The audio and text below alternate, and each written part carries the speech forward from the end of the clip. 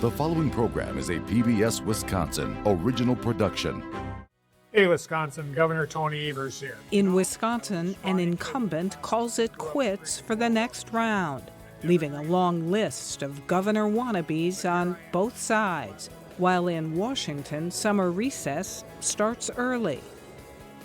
I'm Frederica Freiberg. Tonight on Here and Now, a wide-open race for Wisconsin governor. Republican U.S. Representative Brian Stile on federal budgets. We continue our series, RX Uncovered, looking at pharmacy decline. And an old bridge in western Wisconsin will soon be closed and replaced. How many other bridges in the state need work? It's Here and Now for July 25. Funding for Here and Now is provided by the Focus Fund for Journalism and Friends of PBS Wisconsin.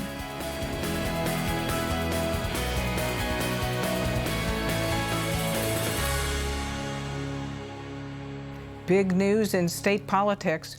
Wisconsin Governor Tony Evers announced this week he will not run for re-election to a third term. His announcement means Wisconsin will see the first open race for governor in 16 years. A crowded field of Democrats are expected to vie in a primary next August. Likewise, several Republicans have either declared or expressed interest in running for governor. The election is November 3rd, 2026. Head-spinning feints and fights in Washington this week, and the Republican House Speaker cut short the legislative session as some congressional members demanded votes on releasing the Jeffrey Epstein files. Our next guest was among those who got an early recess. Wisconsin 1st District Republican U.S. Representative Brian Stile joins us, and thanks very much for being here. Thanks for having me on. So first off, what is your reaction to Tony Evers not running for a third term? I think what you're going to see is a large number of Democrats get in the race and run to the left. But what we have to do is get our state back on track, not measuring things like education by just how much money we're spending, but on how well we're doing, whether or not students are being taught how to learn, not what to know, whether or not we're getting the spending in Wisconsin under control and money back to hard-paying taxpayers. I think you're going to have a robust debate. I think at the end of the day, we have a great opportunity to have a conservative governor once again. Do you have a favored candidate at this point? No, I'm not running. I'm going to be running for re-election to the House of Representatives. We'll watch the Republican field play out. But I think we have a large number of great, strong candidates who will, and one of them will ultimately be successful. So this week's House session was cut short, as we said, by the Speaker, attributed to what the Wall Street Journal called, quote, furor over disclosures from the Epstein investigation. What's your reaction to the distraction that the whole Jeffrey Epstein file is causing?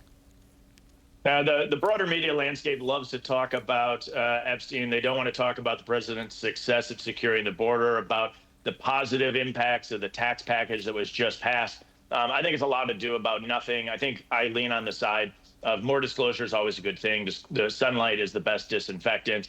And I think actually we should just move forward with this. Disclose what's legally permissible. It's obviously under a court seal. It's not under the direct control of Congress. And then get really back and try to draw the attention of the media who loves to be distracted by this back to the most important issues of the day. Now, a new Marquette Law School national poll shows that 41% of respondents support the reconciliation bill that President Trump signed into law, while 59% oppose it, of course, with sharp partisan divides. Why did you vote in favor? I'm looking at the underlying provisions inside the bill. Let's talk about what we got done. Almost every single thing is net popular once the American people understand what's in the bill. This is about doubling down and making sure that the border is secure. Wildly popular. The president's moves to do that and then building to make sure that's permanent, a good thing. Investing in the military at a period of time of dangerous global instability. Making sure the 2017 tax cuts are permanent to build on the economic growth that we saw leading into the pandemic, and then doubling down on that, in particular for seniors, those working overtime, or those who are earning tips. And then finally, getting spending under control. And this is where the demagoguery has been probably the most challenging. Putting in place work requirements for able-bodied, childless adults is an 80-20 issue in the state of Wisconsin, as indicated by the not so long ago referendum. That's what this bill does. It actually secures the program for those it was designed for: permanently disabled adults, children, pregnant women. And it simply says if you're an able-bodied, childless adult of working age, we're asking you to be looking for work, volunteering, or working a minimum of 20 hours a week. And so the provisions of the bill, as American people learn more and more about them, I think will only become more popular because they're common sense reforms to get this country back on track. So the Congressional Budget Office did estimate that this law will cut federal spending on Medicaid and CHIP benefits by $1 trillion, due in part, the CBO says, to at least 10.5 million being eliminated from the program. But let's dive into those numbers, right? Because the people are using those numbers to try to scare people in the state of Wisconsin. Wisconsin's had work requirements for many of our welfare programs, in particular SNAP benefits, since the 1990s when Governor Tommy Thompson put them in place. In Medicaid, we don't have the exact work requirements that the federal government has, and so that this law passes. What this law does is simply say, if you're an able-bodied childless adult, we want you to be looking for work, going to school, volunteering, or working 20 hours a week. This is an 80-20 common sense issue. And if you dig further into that, who's the CBO examining? I'm of the positive view that as those people find themselves with an opportunity to get a job, to volunteer, that we won't see folks losing their health benefits. What we'll see is people getting into a good or a better paying job with the ultimate goal of many of these able-bodied childless adults getting into the workforce and receiving their health care from their employer, like many hardworking families in the state of Wisconsin do. What about changes to the Affordable Care Act that I understand, and according to Congresswoman Moore, will raise premiums and also impose other restrictions, potentially causing people to lose that coverage? Give me the details on that. I think what you're taking there is national analysis on the state of Wisconsin that doesn't apply. Wisconsin didn't expand Medicaid. Right. And so some of the reforms that are made in other states apply differently. And so this is what's really dangerous about the demagoguery that some individuals want to engage in. They want to take a national narrative and apply it to Wisconsin. Wisconsin, I think, very thoughtfully did not expand Medicaid further into the able-bodied, childless, working age population. And so again, of the 1.2 million individuals in the state of Wisconsin who currently are on Medicaid, Tony Evers' appointee noted that there's about 163,000 of them that are of the demographic that we should look at, able-bodied, childless adults. Well over half of those are already working 20 hours a week, going to school, volunteering. 63,000 are not documenting it. And so this is about making sure that we're strengthening the program for those that it's designed for. No changes. And in fact, in my opinion, strengthening. Wisconsin, after the passage of the state budget, will actually receive about $1 billion a year more in federal money. We got to have a whole debate about that, but more money's coming in. And so the left is trying really hard to demagogue on this issue. As the facts got out, you saw a quick pivot into Epstein, which was the lead question of your interview. So what we need to do is to dive in, get the information out to the American people about how we're strengthening the program. And I think as the American people learn more and more about this, it's only going to be more popular. Again, the work requirements in the state of Wisconsin had a referendum, 80-20 popular. As to the recent rescissions package that stripped appropriation funding from USAID and the Corporation for Public Broadcasting, do you expect and support additional rescissions as a way to cut costs going forward? Washington has a massive spending problem. We're spending almost $2 trillion a year more than we're taking in, and the debt is well over $30 trillion. I think we need to go through the federal budget with a fine-tooth comb to remove waste, fraud, and abuse. Look at programs that could find either other sources of funding or aren't necessary. And so I think it's appropriate to make sure that we're combing through the federal budget, looking for ways to save taxpayer dollars. And again, at a period of time where every extra dollar we spend is effectively a dollar borrowed from China, I think it's absolutely appropriate to dig through the federal budget and look for ways to save funds for hardworking families. U.S. Representative Brian Stiles, thanks very much. Thank you. On healthcare, we continue our coverage of prescription drug prices, which continue to climb for patients and pharmacies, while coverage of them continues to plummet. In RX Uncovered, Here and Now producer Marissa Wojcik examines the complex systems driving these trends. This week, we look at the impact on pharmacies, both big and especially small, and why their disappearance is hurting patients. We have been in business for over 70 years. The local drugstore was once upon a time a staple in communities across the country. We look at our financials every month, and it's scary. And we think about how long can we last? Today, whether it's the local drugstore or a chain pharmacy, the brick-and-mortar presence is dying. The feasibility of having an independent pharmacy is becoming very challenging. Nicole Schreiner is the new CEO of Stru's Pharmacy in Green Bay and president-elect on the board of the Pharmacy Society of Wisconsin. We get up in the morning because we want to truly help serve our patient. Alongside her commitment to the mission, she takes on her new dual roles in one of the most challenging times for pharmacies. From 2010 to 2021, 30% of drugstores in the U.S. closed. Last year alone, 2,300 pharmacies closed, half of them being independent or mid-sized businesses. It's creating an access issue for patients. We oftentimes talk about in rural areas, patients having to travel, perhaps 20 miles to find a pharmacy that would be able to provide their medications. But we're having that even in urban city areas. For some, a visit to the pharmacy is a quick stop, picking up 1 or 2 prescriptions. But for many patients, it's much more than that. Your pharmacist a lot of times will be a critical component of your medical care team. Senate President Mary Felskowski authored legislation trying to help local pharmacies keep their doors open. We saw our small independent pharmacies starting to go out of business in rural Wisconsin.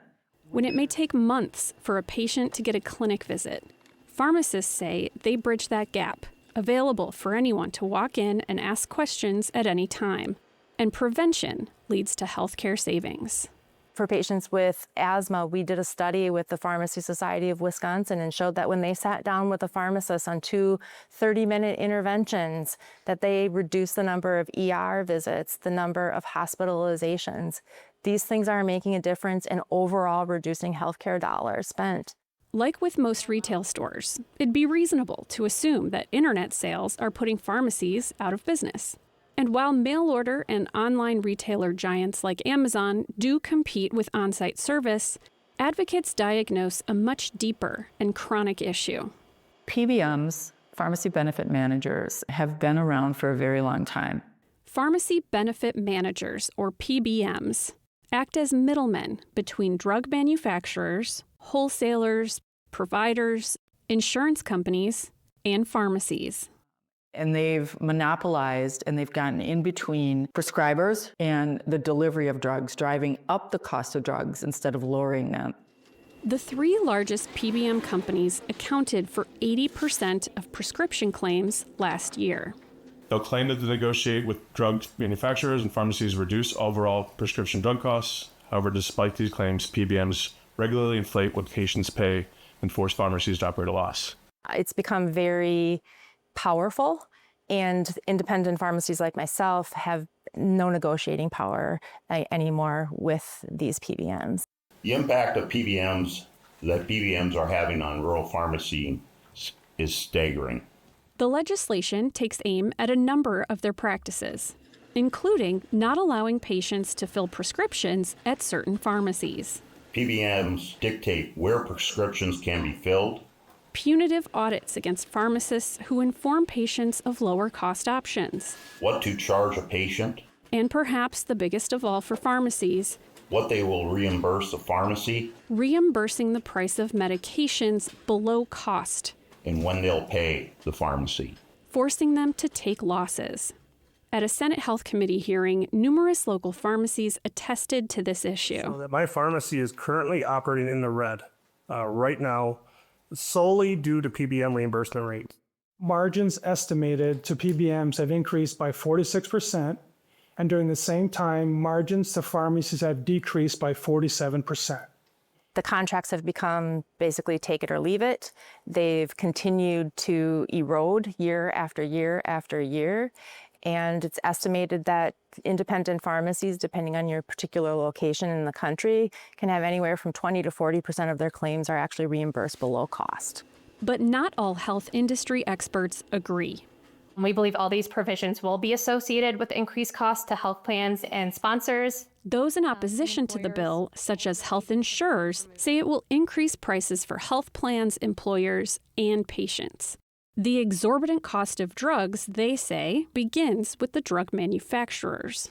Instead of taking away the few tools that health plans and employers use to address ever-increasing drug prices, the legislature should focus on fixing the market distortion caused by drug manufacturer pricing schemes. We're going to work very hard on showing them through data from other states that have allowed that, have the same legislation, where it's actually lowered the cost of health care. Whatever the cause, the impact on the patient is real, like the ability to obtain diabetes medications. GLP-1s, some pharmacies are just choosing not to carry them because they get reimbursed below their cost. Or having your insurance accepted. Some pharmacies are choosing not to carry particular plans because of the poor reimbursement. Every day in my pharmacy, I witness patients facing exorbitant copays, sometimes exceeding $500 for medications they cannot afford. These patients are confused, they're overwhelmed, and they're forced into impossible decisions about their health.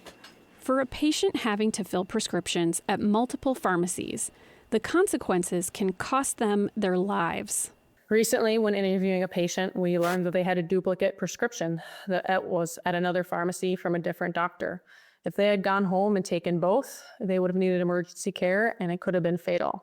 From the extremes of the pandemic to the work they do every day, independent pharmacists say their commitment is to their community. What happens if PBMs continue to drive us out of business? Who will step up during this crisis? Who's going to be doing 7-day-a-week testing? Who's going to deliver meds late at night for a hospice patient? Who's going to get a call at 2 a.m.? I just got that last week. It won't be a mail-order pharmacy in another state that's doing that. Being able to provide that service to patients and to be part of making sure that they are taken care of is really what we want to ultimately do. Reporting from Green Bay, I'm Marissa Wojcik for Here and Now. In other news, imagine you're running late for work, but you have to take a water taxi or ferry over the river instead of driving over a bridge. That's what will confront people in western Wisconsin when the bridge over the Mississippi River that connects DeSoto to Lansing, Iowa, is removed this fall and replaced in 2027. As Erica Acy reports, the Lansing Bridge, also named the Blackhawk Bridge in Crawford County, has been under repair while still in use, but soon it will close altogether for replacement. Closure, demolition, and rebuilding are the new plans for the Blackhawk Bridge.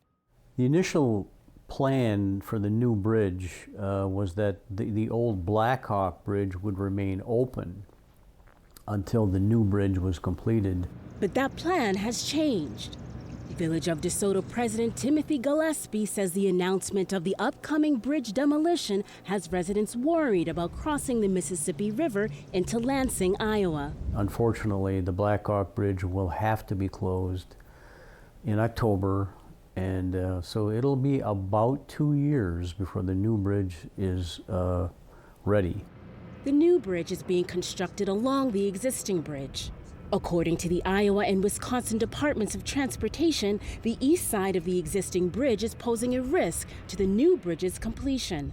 And they said it's becoming a safety issue, and they have to continue to drive the pilings down, and so it's going to weaken, they think, the existing bridge, and then it'll become a safety issue, a hazard. The livelihood of local businesses on both sides of the river are at stake.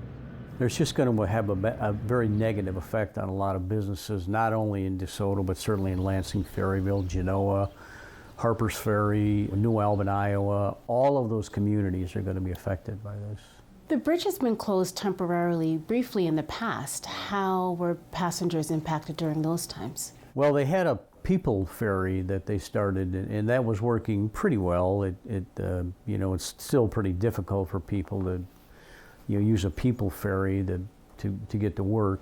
A people ferry and car ferry like this one could help business owners like Owen Buckmaster sustain his Lansing restaurant with Wisconsin customers. Just give them the option, and more people would want to be involved and indulge in that car ferry opposed to just shuttling, busing, and getting trucked across the river. Transportation officials are exploring a car ferry service, but Gillespie says it will not meet the daily demand of cars crossing the bridge. You know, they're only going to be able to bring 12, 14 cars at a time over, and that's certainly not going to take the place of the traffic that was on the Blackhawk Bridge. Justin Shepard of Shep's Riverside Bar and Grill says customers need multiple crossing plans for businesses to stay afloat, especially through winter. As far as business goes, they'll run a shuttle hopefully until the ice comes through, and then after the ice is in, we don't really know how that's going to work because they don't have a plan in place for that either. Or drive. The next closest bridge is U.S. Highway 18, connecting McGregor, Iowa to Prairie du Chien, about 45 minutes away from the Lansing-DeSoto Bridge crossing. And there's also a medical clinic over in Lansing, and so if we can't get over there, then the people are going to have to go to Prairie du Chien or La Crosse, which is 30 miles in either direction. Motorists will have to wait till 2027 to hear if the new bridge's signature singing sound, wider width, an indigenous name reference to Chief Blackhawk will remain the same, as Gillespie and other area village presidents seek government aid. We're going to be looking for some kind of a federal estate aid to help support the loss of revenue that's going to occur. So hopefully we can get some assistance. Reporting from DeSoto, I'm Erica Aisi for Here and Now. That bridge opened in 1931. How aged are other bridge crossings in Wisconsin? According to the National Bridge Inventory, of the more than 14,000 bridges in this state, nearly 1,000 are classified as what they call structurally deficient. We turn to Wisconsin DOT Bureau of Structures Director Josh Dietschy for more. And thanks very much for being here. Sure, not a problem. Happy to join. So what does it mean for a bridge to be structurally deficient? So it's a term that probably sounds a little scarier than it is. Really, it just means that there is something, some kind of deterioration that's been noted with the bridge. We always try to stress that doesn't mean it's unsafe. If there's a bridge open in the state, open to travel on, you can feel safe traveling across it. So does Wisconsin have a lot of older bridges like the Lansing Bridge? Not many that are quite as old as the Lansing Bridge. The average age of the bridges that the state owns is about 37 years. The average age in the local system is about 42 years old. So yeah, something as old as the Lansing is a little bit atypical. In Wisconsin, what specific bridges need immediate repair or removal? Are there any? Again, I would stress that if it's open, it's safe. So we always have a program where we're going in and rehabilitating or replacing bridges. So you mentioned that there's over 14,000 bridges in the state.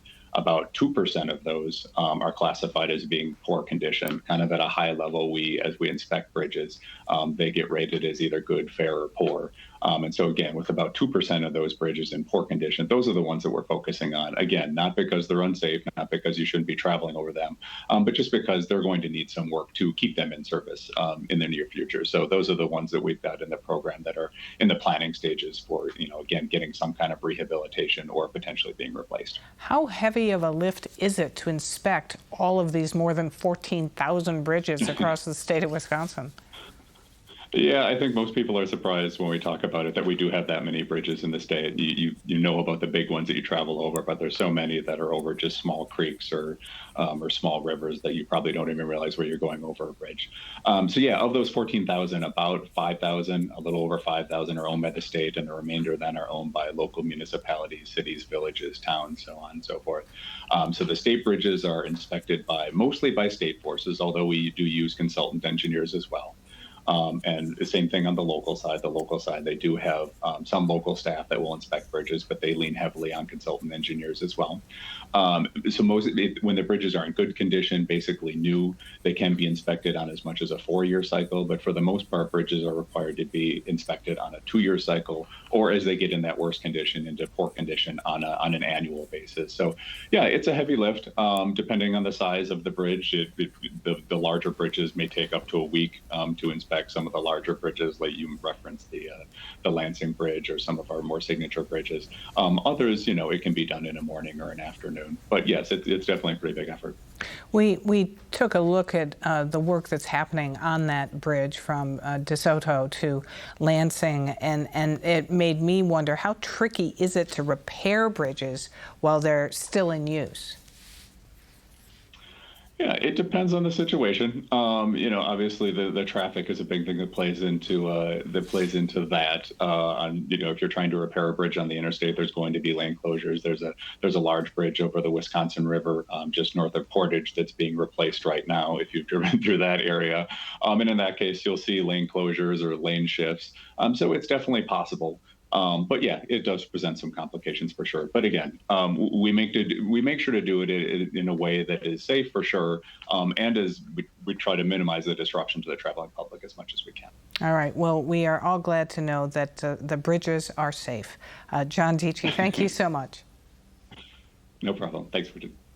For more on this and other issues facing Wisconsin, visit our website at pbswisconsin.org and then click on the News tab.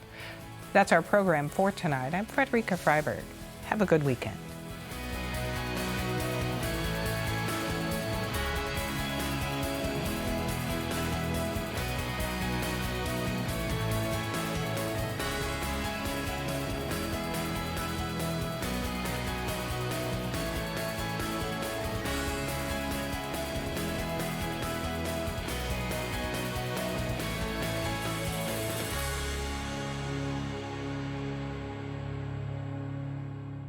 Funding for Here and Now is provided by the Focus Fund for Journalism and Friends of PBS Wisconsin.